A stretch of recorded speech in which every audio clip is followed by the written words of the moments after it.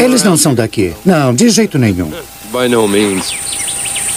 Um dos contratados foi Dennis Laird. Ele conheceu o seu extraterrestre no dia 14 de fevereiro de 1976. Ele era um ser bastante alto. Ele tinha pouco mais de 2 metros. Tinha uma cabeça muito grande, olhos amendoados e dedos muito longos.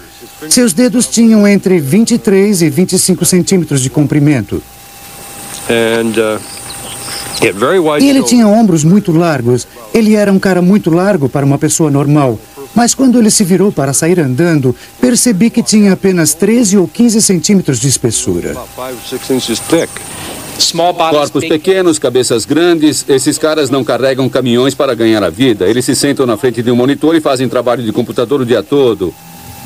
Por que este tipo de extraterrestre é tão popular? Talvez porque os cinzentos sejam o que achamos que vamos ser algum dia. Eles não passam de uma projeção dos nossos medos. Têm olhos grandes, cabeças grandes e nenhum cabelo. Isso é só uma projeção. Eles perderam os pelos, também estamos perdendo. Têm narizes pequenos, nosso olfato não é mais o mesmo. Com as bocas pequenas é igual, estamos perdendo a nossa dentição. Me entristece que a imagem que tantas pessoas têm dos extraterrestres seja dessa criatura lisa, de grandes olhos negros e dedos longos, que está nas capas de tantos livros e revistas. É comportamental. É exatamente o mesmo com os elfos dos contos de Grimm. Nem um único episódio de OVNI de que tenha ouvido falar, se fosse verdadeiro, descrevia o comportamento de adultos. Algum desses extraterrestres na cultura popular faz sentido?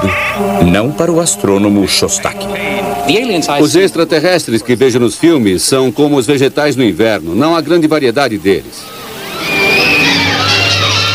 Muitos anos atrás tínhamos a bolha assassina. Era uma criatura unicelular gigante cuja única função na vida era nos comer. Uma espécie de piranha unicelular. Rapaz, foi por pouco. Ei, vem. Mas não faz sentido. Uma criatura unicelular não pode ser muito inteligente. Você precisa de muitas células para isso. Rodando. Fale. Claquete. E por que a safra atual de extraterrestres maus nos filmes se parece com répteis ou insetos? Ação e bata.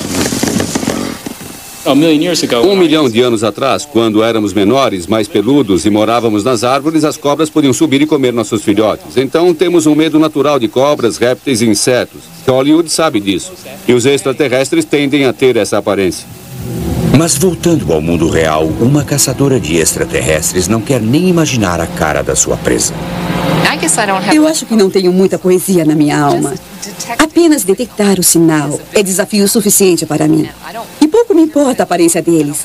Não me importa o que eles comem no café da manhã, se são verdes, azuis, roxos ou quantos sexos eles têm. Só de saber que em algum lugar a física e a química montaram uma outra criatura consciente com a habilidade de construir radiotelescópios já é recompensa suficiente.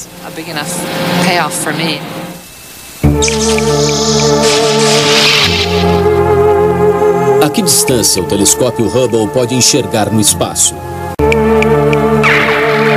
O telescópio Hubble já foi capaz de enxergar galáxias que estão a 12 bilhões de anos-luz de distância, os objetos mais distantes já vistos.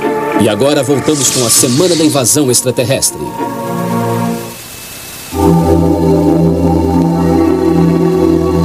Você pode ficar surpreso ao descobrir que nós encontramos vida em outro mundo. Aconteceu em 19 de novembro de 1969.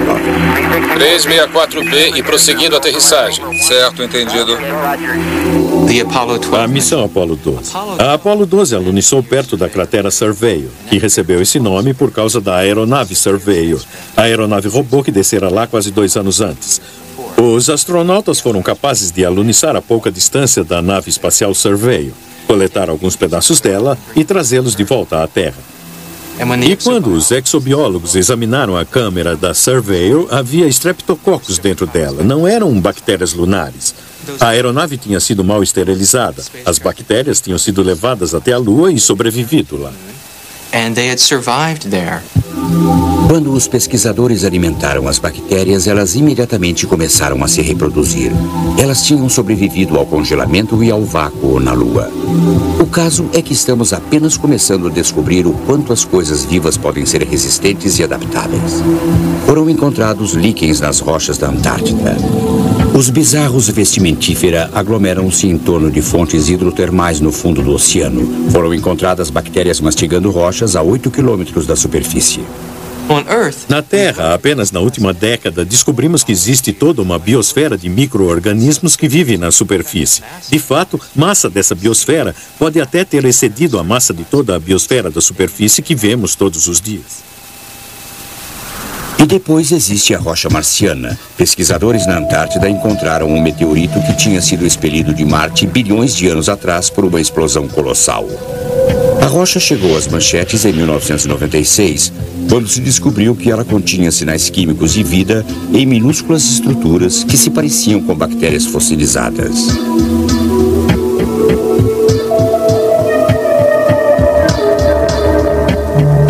O debate sobre a rocha de Marte ainda estava em andamento quando a sonda Pathfinder desceu no planeta vermelho.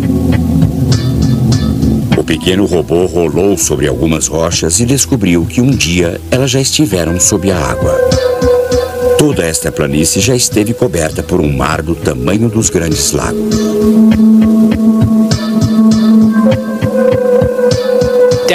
Sob aquela superfície enferrujada e empoeirada pode haver água em estado líquido e pode haver alguns tipos de micróbios ainda vivos em Marte hoje. Provavelmente não são muito inteligentes porque vivendo sob o solo lá eles devem ser bem pequenos.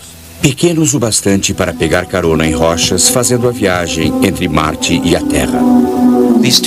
Esses dois mundos têm trocado rochas há 4 bilhões de anos e cedo ou tarde alguém tinha que dar sorte.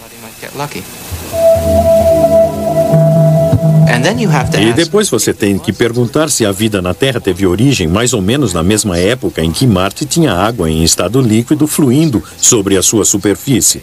E esse parece ser o mesmo caso. Será possível que a vida na Terra tenha colonizado Marte?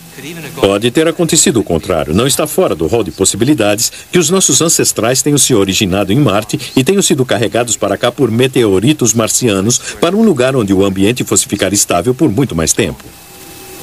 Nesse caso, nós podemos ser os extraterrestres que temos procurado. Agora, a NASA está estudando um outro mundo que tem água do nosso sistema solar. Europa, uma bola rachada de uma lua circulando o planeta Júpiter. A sonda espacial Galileu mandou de volta closes das rachaduras e fissuras na sua superfície gelada, que podem ter sido causadas por líquido mais quente abaixo dela. Europa pode ser o local mais hospitaleiro para a vida no sistema solar. Pode conter o outro oceano do nosso sistema solar. E o volume desse oceano provavelmente é o mesmo que o volume dos oceanos da Terra.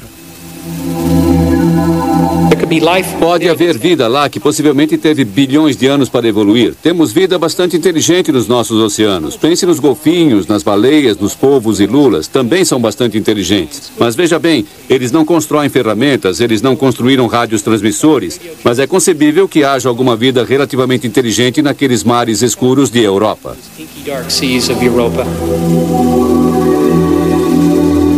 E isso é só o começo. Existem todos aqueles mundos recém-descobertos lá fora.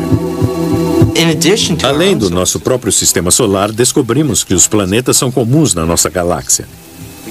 Já vimos discos protoplanetários onde sistemas solares estão se formando, indícios de aproximadamente mais 10 sistemas solares além dos seus próprios.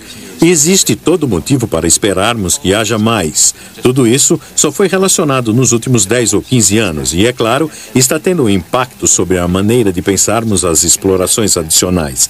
E esse impacto pode ser visto, talvez mais claramente, na decisão de Dan Goldin, da NASA, de injetar novos recursos nesse campo.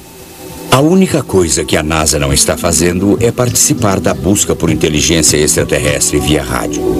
Ninguém na agência espacial quer enfrentar a ira dos comitês de verba do Congresso. Se fôssemos extraterrestres, poderíamos reconhecer vida na Terra? É uma pergunta-chave.